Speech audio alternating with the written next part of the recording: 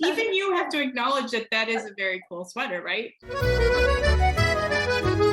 Today's guest is Amy Wright, whose latest book, Paper Concert, A Conversation in the Round, is a manifestation of many voices and many conversations she's had with others over the years. So it's a conversation that took place over about a dozen years. It involves 53 contributors. Dinty Moore talks about being a zookeeper and having a female gorilla develop a crush on him. A filmmaker who was a former student of mine, Raven Jackson, talks about being Black and female growing up in Tennessee. I had a librarian that I got to speak with, Philonise Slaughter. She told this wonderful story from her grandfather that always makes me choke up. But it talks about how Native Americans she didn't grow up with the same concept of self that Americans often grow up with. But I think the biggest reward and benefit of the book is that I upset the traditional interview dynamic where there's this hierarchy that we're interviewing an authority or someone who's already well established in their field. And I was bringing out the wisdom of everyone, whether they're an emerging author, whether they're an established editor, whether they're a librarian at your school. I love that so much because just like you are clearly someone who is tuned in to the world, also reminding us that I think that writer's job is to listen more carefully. When I first put the book together as an essay, I had no idea the importance ultimately of having an integrated dialogue that has become in our political arena and has become, for us to have conversations across the sciences, across the arts. It's only become increasingly imperative to gather perspectives and to put each other in conversations.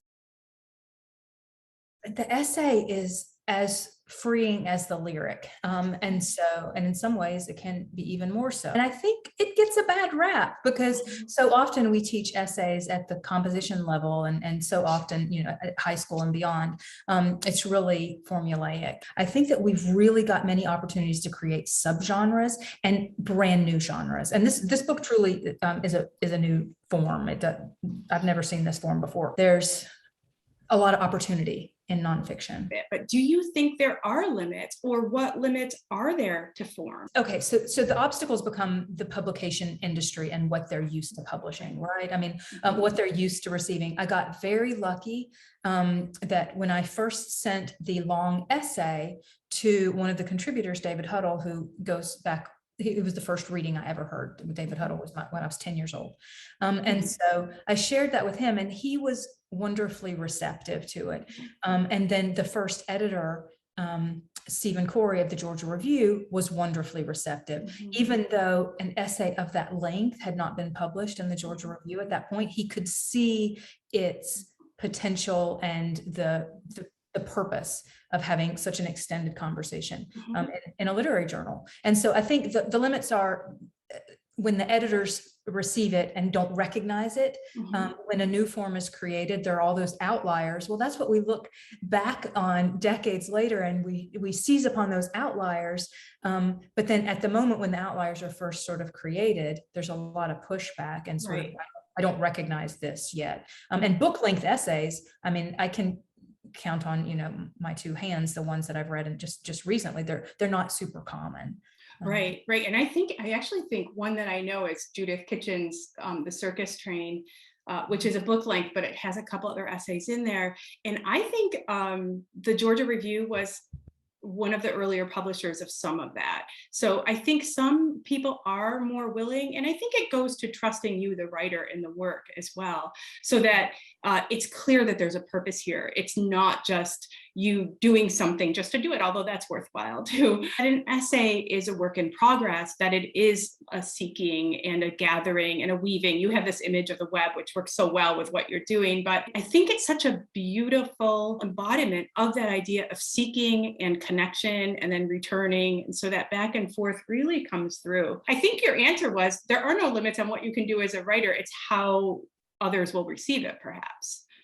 That seems to be it. I would rather not set the limits on the writing and certainly with the forms that can be created.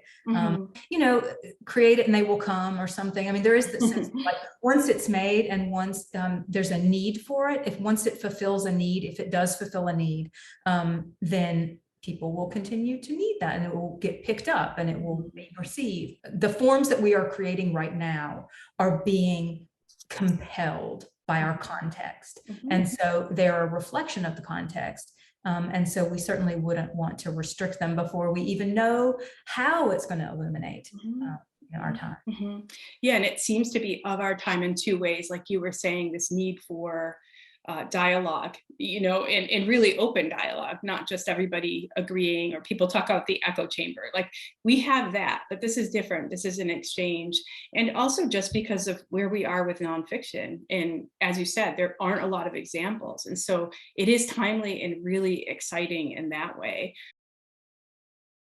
One of the things that really entirely inspired this book were questions. Questions can motivate you as a writer. So I often start in my introductory classes with self-interviews. So I have students interview themselves. They also share those with each other, and they interview each other as part of that. But I think the self-interview is a really effective one. But specifically, my very first recorded interview was Ryan Trauman. It was back in grad school, University of Colorado Boulder.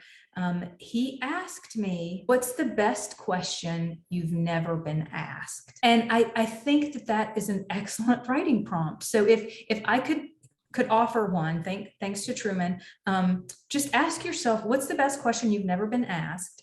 And then answer it in the form of a piece of writing. And it can take the form of a nonfiction. It can take the form of a letter. You can imagine, it's often helpful to imagine who you would answer that to, just like I would answer Truman when he was asking me, or you can keep digging down when you're self-interviewing and you're kind of like deepening the query. It's always a good practice with asking a question to go several layers deep on the question. You start here, but you always want to keep digging down to the real meat of the answer. Yeah, that's such a good one. I think I'm going to do that right after the podcast. Thanks, Sure. Truman. It really hits a lot of points. What you want to say, what people don't tend to ask, all of that is in there. So it's the second chapter. So I've already explained in the first chapter the form of the book through the spider web that you mentioned. Mhm. And then this one is kind of deepening the conversation on form. Until fourth grade, the school bus dropped me off every afternoon before a metal gate that I opened and latched behind me. And then I walked 200 yards down my grandparents' gravel driveway. At the end of it, on an iron stand beneath an elm tree, hung a sign that read Cove Creek Farm. As I walked, dairy cows lifted their black and white mottled heads to study me, chewing their cud like thoughts. At first, I feared them, or that concentrated attention, but they were so domesticated from being milked twice a day, I could walk between them, swinging my strawberry shortcake lunchbox. One afternoon, as I made my way to the farmhouse, a rafter of wild turkeys claimed the pasture. They were fanned in an abstract formation to help them flush insects. A leader wasn't as easy to make out as in flight, although birds also shift positions mid-air. Each turkey looked individual in its focus, tail feathers dragging the ground like a bridal train, until they drew together to cross the drive. After a series of synchronizing turns, the birds rounded like a storm front and rolled forward as one. They were a gang, a cohort, a tide. Their necks extended and retracted like lungs. It did not occur to me to think them vulnerable, since each rose nearly as high as my 7-year-old chest. Likely they would have broken like pool balls had I dared to dash toward them, but I stood still and watched them cross, remembering that turkeys could mob a person if they felt threatened. Perhaps because at school I was learning the perks and pangs of social alliances, the birds' invisible bond seemed to offer some instruction. They seemed both oblivious of and sewn to each other, like grass blades in the wind. I tried to feel its force on my cheeks, but I was not one of them. Later, what came to interest me about animal families were the mavericks who refused to fall in line. To farmers, outliers were a nuisance, but to an adolescent who watched beef cattle break from the herd being rounded up and sold, outliers became heroic, a kind of animal avant-garde, first to divine signs that all is not well. 9 times out of 10, it was a calf rather than a cow, with enough vim and sedition to split. But I rooted for the escapees, even when they kept us in the field, chasing them through lunch or supper time. In time, I would lose that admiration, grow irritated along with my father at the runaways who were trying to rotate to a fresh pasture or to vaccinate against parasites. We were trying to rotate to a fresh pasture. I wished their intuition keener, their wildness tame, before helping fold strays back into the herd. I studied their nature as one might study a code. I experimented with different gestures to determine which action had the most effect. I wore different colored clothes and practiced calm. I wanted to communicate with the cattle so I could apologize, explain that we were collaborative stewards of the land, although our relationship was exploitative. We drank milk that had been pasteurized and sold to the grocer, separated yearlings from their mothers, castrated bull calves. We fattened steers to be slaughtered elsewhere and then sat down to steak dinners. It was a raw deal at times for the doe-eyed creatures with eyelashes as long as my index finger. But worse was to wipe the fields free of them, replace their pastures with shopping centers or housing developments, and concentrate livestock on corporate farms, as was happening to most family operations.